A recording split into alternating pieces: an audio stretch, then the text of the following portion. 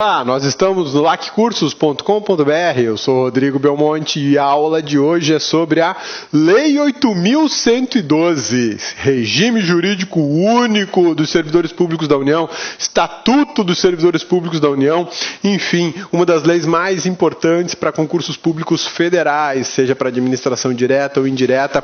Você tem que saber, você tem que conhecer, você tem que estudar conosco. Vamos lá? Aula número 1, a gente vai conversar então agora sobre 8.112. A 8.112 é uma lei extremamente importante para quem vai fazer concurso público na área federal e também para conhecimento dos servidores públicos da área federal. Toda a carreira do servidor está regulada aqui, praticamente toda. E o LAC está te propondo uma coisa muito legal, né? Que é uma característica das nossas aulas aqui no LAC. Uma solução integrada de estudo. Como assim uma solução integrada de estudo, cabeça? Você vai ter teoria e prática. Como teoria e prática? Só teoria? Não. Aqui no LAC a gente fecha um pacote de informações e te prepara da melhor forma possível para concurso público. Olha só. Teoria. Você vai analisar a lei, vai analisar o que a doutrina fala sobre o assunto, vai analisar o que a jurisprudência ou do Supremo Tribunal Federal ou do STJ fala sobre o assunto e outras normas. E isso aí é a neurose do cabeça, né? Te mostrar que uma lei está sempre ligada a outra. Uma lei está sempre ligada à Constituição. E aí a gente consegue fazer um bate-bola entre normas e te mostrando outras referências legislativas que complementam as informações do teu estudo. E a prática? Exercício. Aqui no LAC a gente faz sempre exercício, tem banco de questões. Quanto mais você treinar questões de prova, melhor para você. Teu sucesso só tende a aumentar. E exemplos.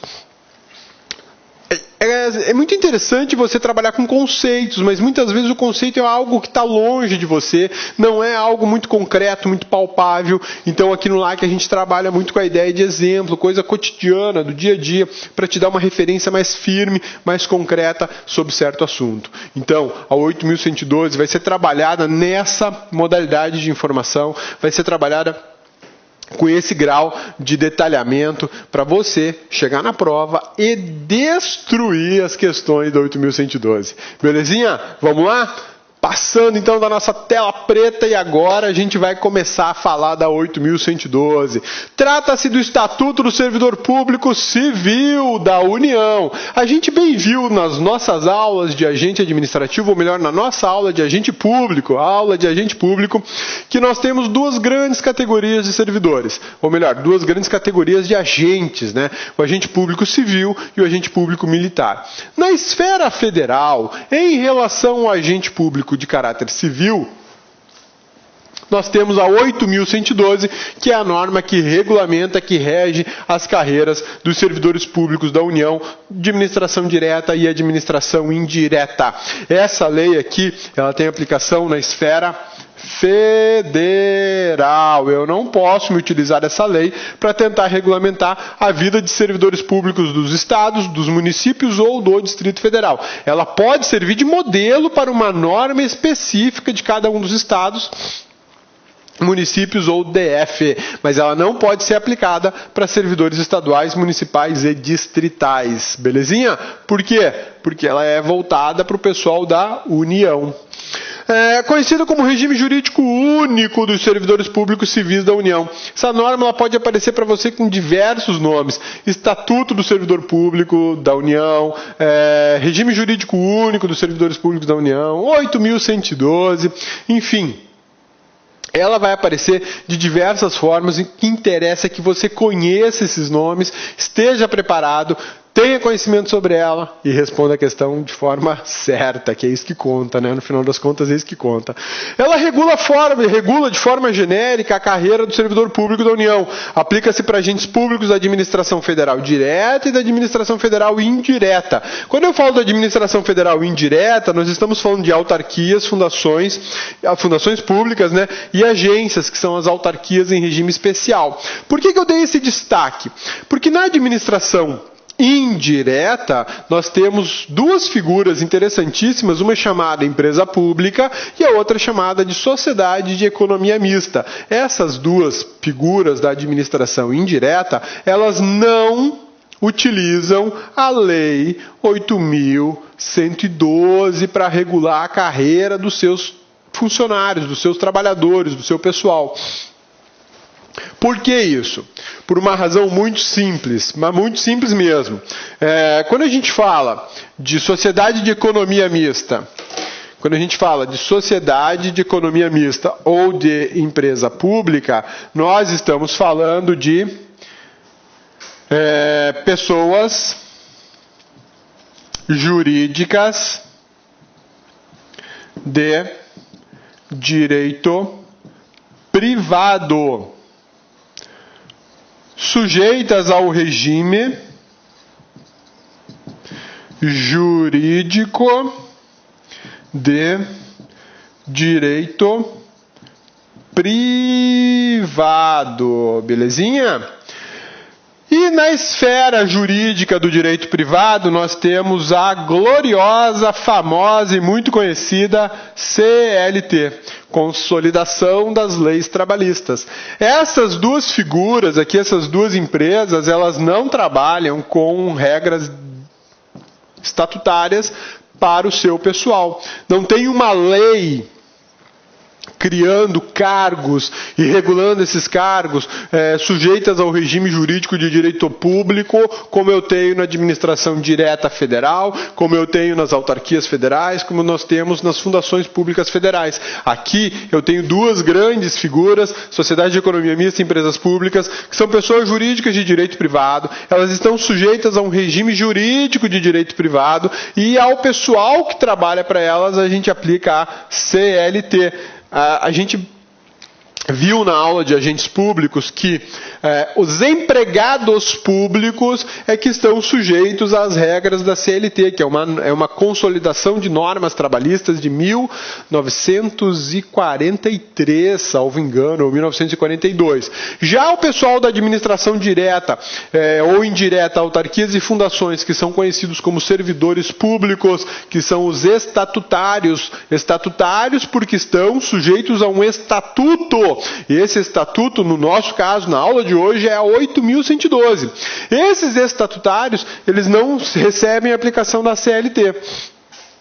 Eles ficam sujeitos à regra que regula a vida deles. E na esfera federal, essa regra é a Lei 8.112. E a Lei 8.112 se aplica para administração direta federal, administração indireta federal, especificamente autarquias e fundações, ou as agências, que são autarquias em regime especial. Maravilha? Sussa? Tranquilos? Então, quando te perguntarem se eu aplico 8.112 para quem trabalha em sociedade de economia mista, ou para quem trabalha em empresa pública federal, a resposta é não. Para esse pessoal, eu aplico a CLT, Consolidação das Leis Trabalhistas. Cabeça, mas é só uma lei, não muda nada. Muda tudo, meu amigão, muda tudo. Porque olha só, o pessoal que trabalha aqui, esse pessoal que trabalha aqui, eles têm CTPS, carteira de trabalho, eles têm INSS como regime previdenciário, eles têm FGTS, fundo de garantia, eles recebem com regras baseadas no salário mínimo. Mas cabeça, eles têm que fazer concurso também. Tudo bem, eles fazem concurso sim. Concurso para entrar no cargo, sem problema nenhum, como estatutário. Porém, eles não têm estabilidade após 3 anos. Aquela estabilidade, eles não chegam a ser estáveis no serviço, né? Eles não têm isso. Eles têm contrato de trabalho, é diferente, uma série de regras diferentes. E se houver algum problema na relação trabalhista entre o empregado público e o seu empregador, eu vou discutir isso onde? Na Justiça Comum, na Justiça Federal? Não, na Justiça do Trabalho. Já Justiça do Trabalho. Tudo sujeito às regras da CLT. Então, faz toda a diferença do mundo. Por isso que a gente tem que observar que... A cabeça perdeu aqui.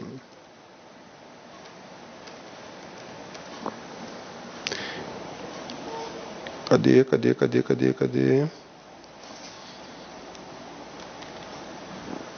Apareceu, vamos lá. Então a gente tem que lembrar o seguinte, que os estatutários, eles estão sujeitos a um regime de regras completamente diferente daqueles que trabalham na sociedade de economia mista ou na empresa pública, que estão sujeitos a um regime de regras típicos do direito privado, dentre elas a CLT. Belezinha? Sussa, tranquilos? A Lei 8.112, ela possui 9 títulos. Desses 9 títulos, eu destaquei o título 3, porque ele é um monstro, ele é gigante, ele é muito grande. Só esse título 3 tem 8 capítulos para a gente trabalhar. Então, pode preparar sua bunda. Ô cabeça, como assim? Ela vai ficar muito achatada. É aula para besteira, ó. Muita aula sobre 8.112, muita informação. Se você faz anotações a lápis ou lapiseira ou a caneta, pode preparar o calo, ó. Tem calo, o dedo do cabeça tem até calo de tanto escrever, porque vai dar calo. Ai, cabeça, minha mão não pode ter calo. Então, bonitona, trata de arrumar alguma coisa para você digitar, ó, rapidinho, né? Porque vai fazer calo. Tem muita informação importantíssima. Aí você pode parar e pensar assim, pô, cabeça, mas eu quero só aquelas que caem em prova. Cai a lei inteira em prova. Examinador, ele é cruel quando o assunto é 8.112, porque ela é muito grande, muito detalhada, e tudo que tem ali é questão de prova na certa. Muitas vezes ele vai variar, ele, ao invés de cobrar sobre, sei lá, reversão, ele vai cobrar sobre reintegração, ou então ele vai cobrar prazo do processo administrativo disciplinar, ou ele vai cobrar das suspensões, da demissão, da advertência. Sempre tem uma questão de prova para essa lei, quando essa lei é objeto do edital. E tem examinadores que são tão fixados, tão perturbados com essa lei, que eles perguntam mais, muito mais do que uma questão. Belezinha? Sussa, tranquilos? Então vamos lá, vamos falar um pouquinho mais sobre 8.112. Essa lei entrou em vigor quando? 12 de dezembro de 1990. 8.112 é de 1990. A partir de dezembro, dia 12, já estava valendo para todos os servidores públicos estatutários da União, civis, né? Essa regra como regra de regulação das suas atividades funcionais. A lei que regula a carreira dos servidores públicos da União, servidores públicos civis, é de iniciativa privativa do presidente da República. Muito cuidado com isso. Extremo cuidado. Quer alterar 8.112, quer criar uma nova regra, quer fazer alguma alteração para beneficiar ou para prejudicar servidores, só tem um cara que pode fazer isso, ou uma mulher, né? Hoje uma mulher, a presidenta da República ou o presidente da República. Só ele que tem a iniciativa constitucional para começar o projeto de lei. Não é ele que faz a lei, não é ele que altera a lei, mas ele pode propor ao legislativo, só ele, porque a iniciativa é privativa. Não dá para, por exemplo, o presidente do Supremo Tribunal Federal, que tem iniciativa de lei para a regulamentação das carreiras do judiciário, chegar e falar para o presidente, para o legislativo federal, falar assim, olha só a conversa, né? Parece uma conversa de doido, mas olha só a conversa. Você tem ali o presidente do STF chegando para o presidente do Legislativo Federal. Eu quero uma alteração na Lei 8.112 para ampliar as férias dos servidores de 30 dias para 60 dias. Eu quero que os servidores do Judiciário tenham 60 dias de férias como tem os magistrados. Isso aí é princípio da igualdade, então altera a norma. Pode?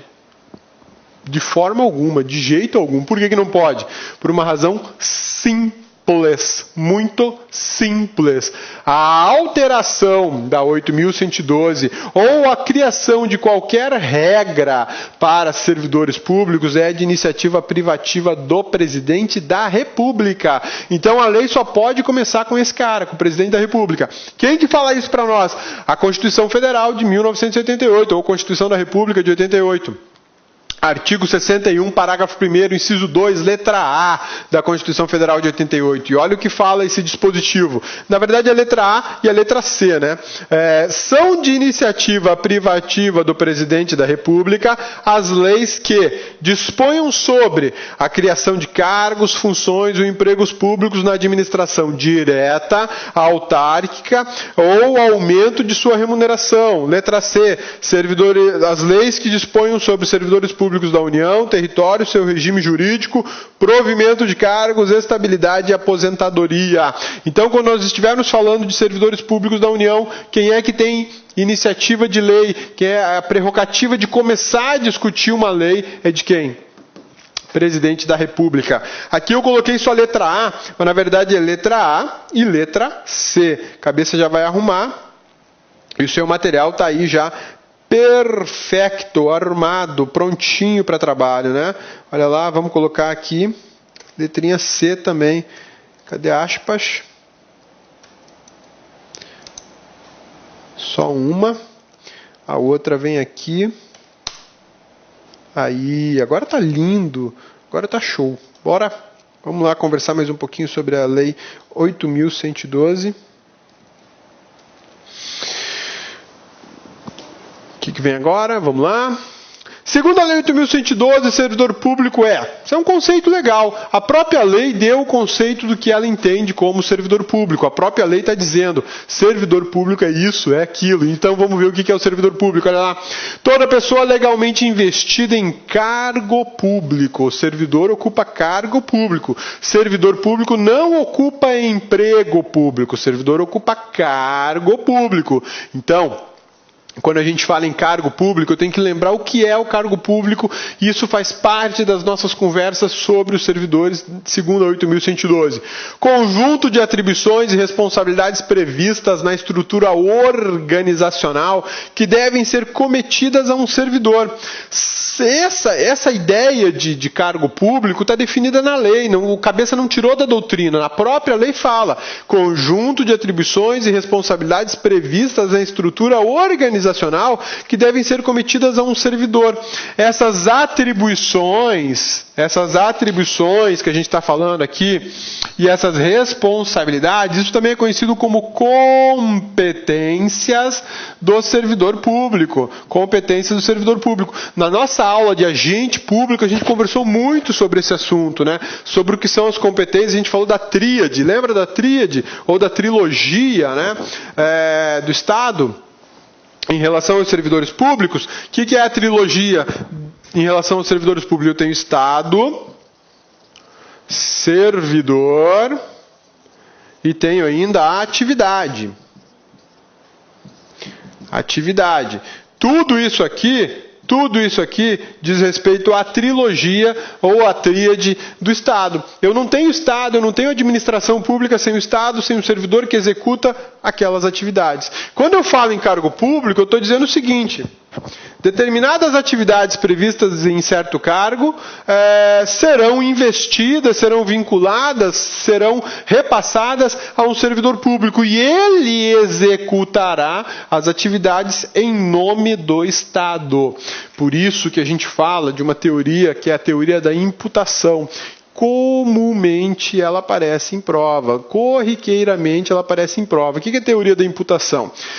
Quando um servidor age, quando o servidor público está trabalhando, ele não está agindo em nome próprio, ele está agindo em nome do Estado. Quando você está diante de um policial militar, você não está diante de um ser humano, você está diante de um representante do Estado. Ali é o Estado, segurança pública, personificado naquela pessoa.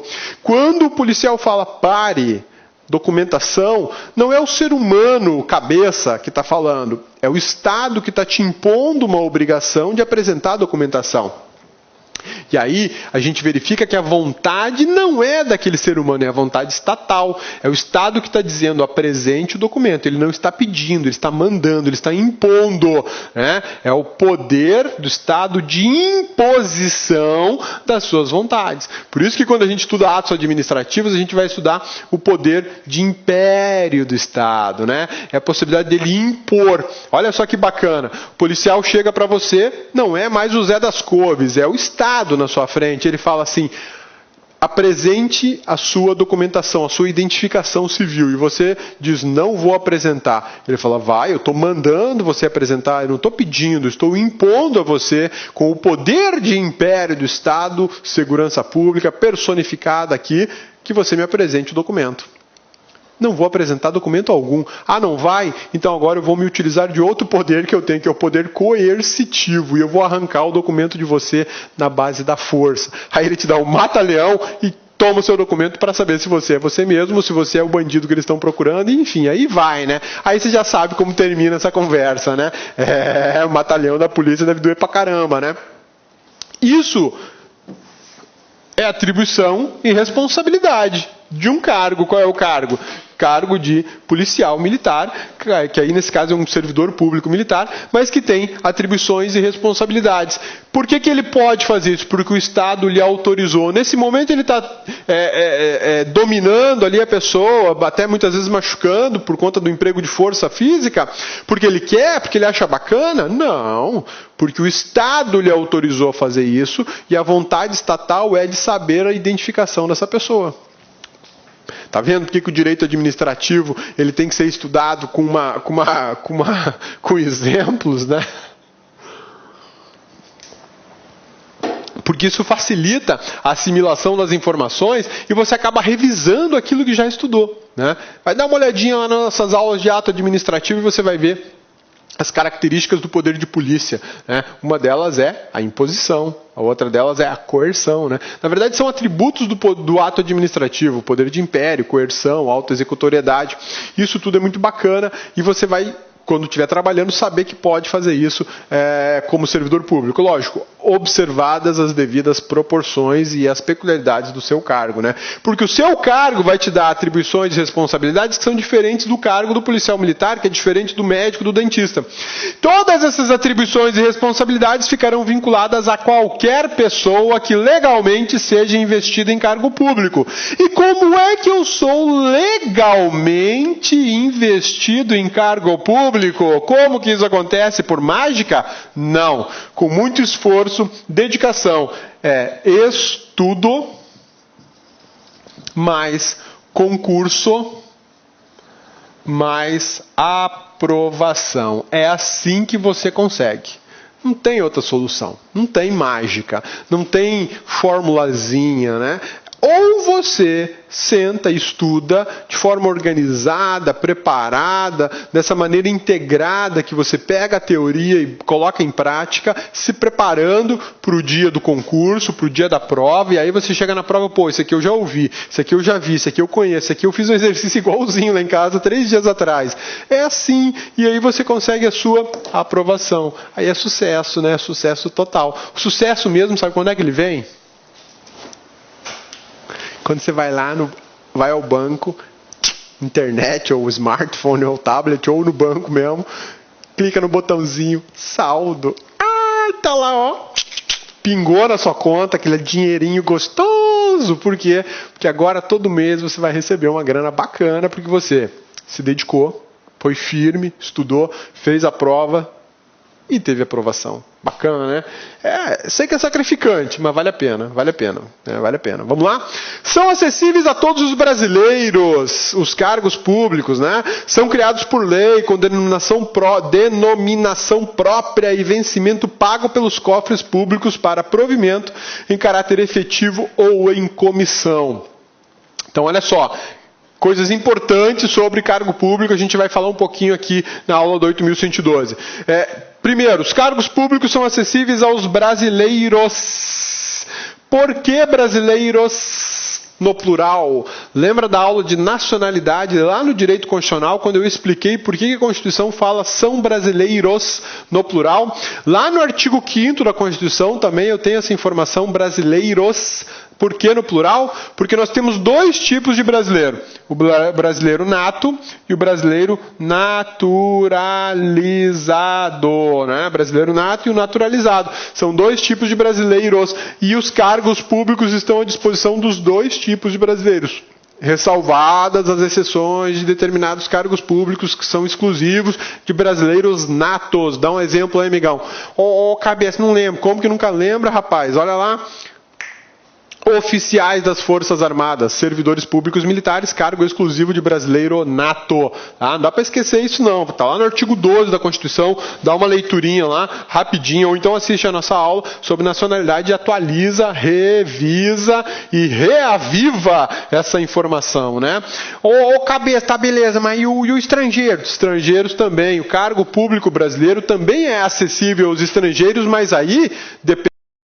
Alguma lei vai ter que esclarecer como é que um estrangeiro vai ter acesso a um cargo público brasileiro. Se ele vai ter que se naturalizar, se ele vai ser contratado, se ele tem que ser uma notoriedade no assunto daquele cargo público. Enfim, a lei vai dizer. Mas é possível, por exceção, sim, mas é possível, tá bom? Beleza? Sussa, tranquilos? Aqui, ó, os estrangeiros na forma da lei, já estava aqui embaixo, né? É proibida a prestação de serviços gratuitos, salvo nos casos previstos em lei. Uma coisa legal que todo servidor público tem que ter em mente, e você, meu amigão, que está se preparando e em breve será servidor público, você também tem que ter isso em mente, é que a relação de trabalho ou de emprego, a relação funcional que você, servidor público, ou candidato que será em breve servidor público, tem que ter com o Estado é a seguinte: eu tenho uma relação objetiva, uma relação profissional. Eu sou um profissional, sou um trabalhador público e do outro lado eu tenho o meu empregador público, que é o Estado, a União, o município ou o Distrito Federal, tanto faz. E aí eu tenho que estabelecer a seguinte situação. Se é uma relação profissional, eu tenho que me comportar como profissional. Se é uma relação profissional, ela tem caráter objetivo. Se é uma relação profissional, você, Estado, me paga e eu trabalho. Eu trabalho, você, Estado, me paga. Que fique muito claro que eu só estou aqui porque eu quero trabalhar e receber a minha remuneração. Essa é uma regra básica de uma relação de trabalho que pode ser muito boa. Você sabe o seu papel e o Estado sabe o dele. Você trabalhou, então você merece receber. Você recebeu, então você tem que trabalhar. Essa é a relação objetiva que todos os servidores públicos do país deveriam ter em mente. Por que isso? Porque ela possui limites. Ela possui limites. Trabalhar de graça é coisa de relógio ou é escravidão, né? É diferente do trabalho voluntário, mas isso não vai fazer trabalho voluntário para o Estado, você vai fazer para quem precisa, né? Vai fazer lá na caridade. Então a Lei 8.112, ela veda trabalho gracioso, salvo se houver algum tipo de autorização legal para tanto. Caso contrário, você não pode trabalhar de graça. Por quê? Porque isso não é trabalho voluntário, isso não é caridade. Isso é uma relação profissional. Se eu estou te pagando para trabalhar e se você está trabalhando para receber, nessa relação deve existir exatidão, eficiência, precisão, habitualidade, tem que existir comprometimento funcional, lealdade, e uma série de outros deveres que incidem nessa relação. Não posso fazer o serviço de qualquer jeito. Não rola, não é assim que funciona, né? Já pensou se o cabeça viesse aqui no LAC dar aula de qualquer jeito, não se preparasse, não buscasse boas informações, não organizasse, inclusive o cabeção para falar as coisas para você? Vou falar lá qualquer coisinha que tá bom? Não rola. Isso é uma relação objetiva. Você não vai trabalhar para o Estado porque você é apaixonado pelo Estado. Você vai trabalhar para o Estado porque você quer receber. E o Estado vai te contratar não é porque ele gosta de você. Ele vai te contratar porque ele precisa de alguém resolvendo alguns atos, executando alguns atos, resolvendo problemas do Estado. É uma relação puramente objetiva. Então tenha isso em mente. Cabeça, mas isso é tão frio, isso é tão cru, isso é tão quadrado. Amigão, em relação ao trabalho, é assim que tem que funcionar. Se no meio do caminho você perceber, nossa, sou apaixonado pelo que eu faço, aí você uniu o útil ao agradável, mérito seu, parabéns. Você vai fazer o seu serviço público muito melhor do que aquilo que a lei espera que você faça. Você vai superar as expectativas. Mas o primeiro ponto é, vá trabalhar consciente. É como estudar. Estude consciente. Você não está aqui sei lá que horas da noite, da manhã, do sábado, domingo, do feriado, das férias, assistindo este cabeçudo conversar com você sobre estudos para concurso público, porque você gosta do cabeçudo aqui. Não, lógico que não. Você está aqui porque você quer aprender, você quer informação boa, de qualidade, para chegar na hora da prova e destroçar aquela prova, só devolver o osso para o examinador. Né? A gente desossa as provas aqui. Essa é a ideia. Por que isso? Porque você tem um objetivo. Aprovação. Relação objetiva. Ter essa consciência é a melhor coisa que você tem. Pô, cabeça, mas eu gosto de você. Beleza, eu também adoro você, amo todos vocês. Mas primeiro, tenha a objetividade na ponta, como norte, como segmento. E esse lance de trabalho na administração falta muito, falta demais, porque muitos servidores acham que estão ali para tô aqui para receber, para trabalhar não, né? Ou o Estado acha, não, você está aqui para trabalhar, vou te esfolar e receber talvez. Não, tem que existir um equilíbrio. Eu trabalho, você me paga, eu trabalho. E eu vou trabalhar dentro dos limites exigidos pela lei. A lei me determina que eu trabalhe 40 horas por semana, eu vou trabalhar 40 horas por semana. E numa excepcionalidade eu faço hora extra, e você vai me pagar mais caro por essa hora extra. A lei me determina que eu trabalhe de forma remota, eu vou trabalhar de forma remota. A lei determina que eu me apresente para trabalhar, eu vou trabalhar. Mas eu não vou trabalhar de graça. Por que eu não vou trabalhar de graça? Porque a relação servidor público-Estado não é uma relação de caridade, não é uma relação assistencial, é uma relação profissional. Lembre-se disso, meu amigão. Você que já é servidor, ou você que será servidor em breve, você é um profissional e deve ser respeitado como tal. Belezinha?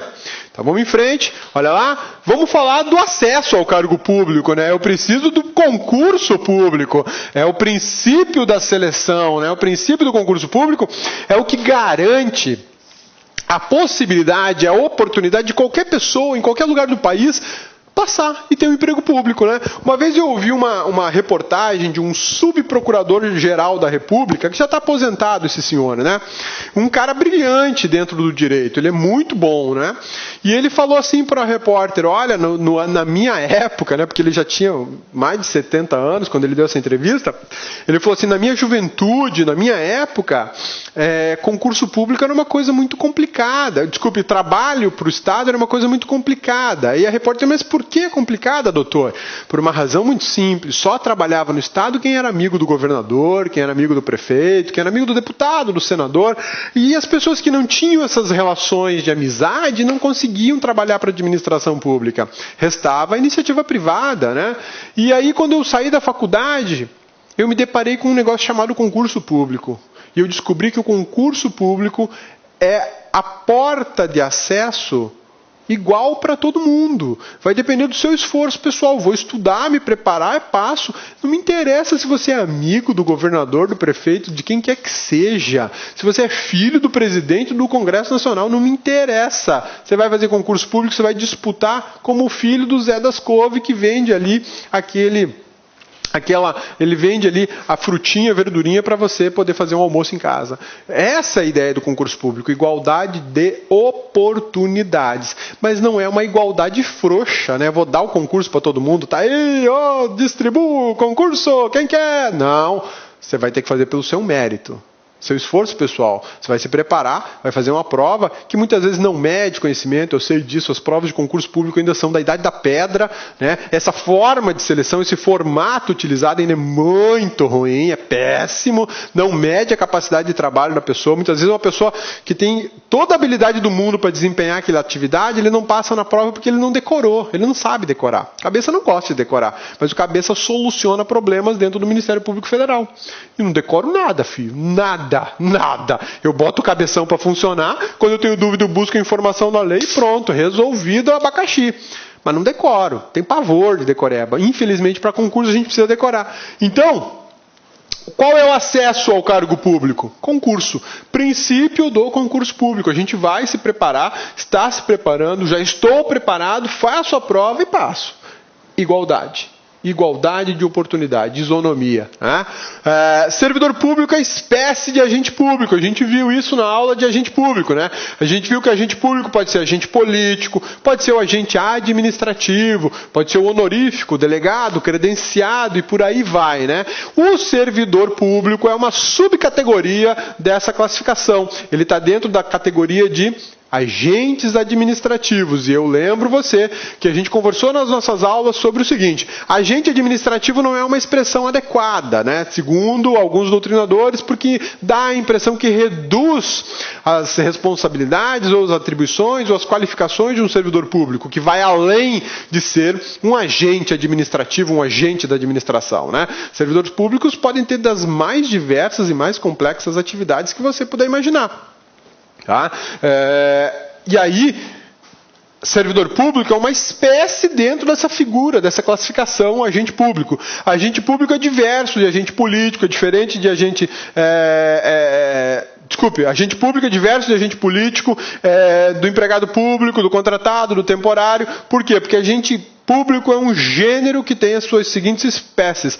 A classificação mais comum para o servidor público é como agente administrativo. E a gente já conversou sobre isso, de que essa é uma classificação inadequada. Parece que reduz as qualificações do cargo ou limita o servidor público apenas a uma atividade meramente administrativa, de escritório ou de expedientes. Tá?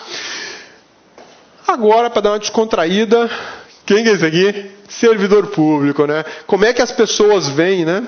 Como os outros veem servidor público? Assim. Eu tenho amigos que falam comigo, eles acham que eu vivo desse jeito, forgado, sem fazer nada, na boa, tranquilos, sussa, só beleza, né? Isso é o que os outros veem, né? Olá, meus amigos, minhas amigas. E aí, gostou da aula do professor?